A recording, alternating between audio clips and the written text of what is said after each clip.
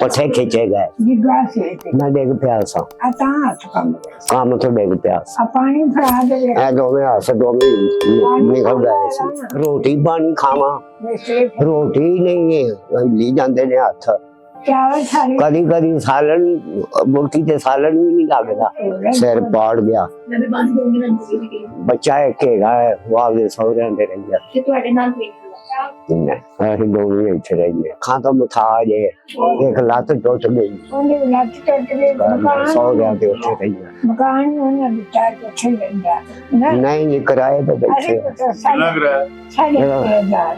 साढ़े 6,000 किराया को बिल पै जाता 10,000 रुपया पै जाता अंकल हुन आंटी भी काम नहीं करते पे तुसी भी नहीं करते पे तो फिर किवें कभी कभी चला जाना मैं कभी कभी चला भी जाना आज चौथा दिन हो गया मेरे तो बिगड़ नहीं सही अब मजदूरी कर रहे हमें समय मगर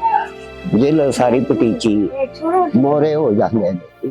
अंकल जी कल ना साडा एक बच्चा आएगा जी ਉਹ ਜਿਹੜਾ ਹੈ ਨਾ ਤੁਹਾਨੂੰ ਲੈ ਕੇ ਜਾਏਗਾ ਹਸਪਤਾਲ ਡਾਕਟਰ ਨਾਲ ਸਾਡੀ ਗੱਲ ਕਰੇਗਾ ਜਿਹੜੀਆਂ ਤੁਹਾਡੀਆਂ ਦਵਾਈਆਂ ਸ਼ਵਾਈਆਂ ਹੈ ਨਾ ਉਹ ਵੇਖ ਲਾਂਗੇ ਟੈਸਟ ਕਰਾ ਲਾਂਗੇ ਨਾ ਸੀ तो फिर पता लग जाऊ कि ਕੀ ਤਕਲੀਫ है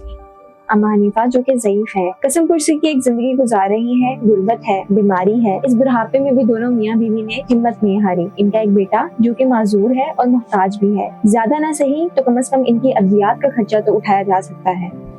ये दोनों ही सिर्फ एक दूसरे का सहारा है, तो आए इनकी अद्वियात और दीगर अखराजात पूरे करने में शो का साथ दें।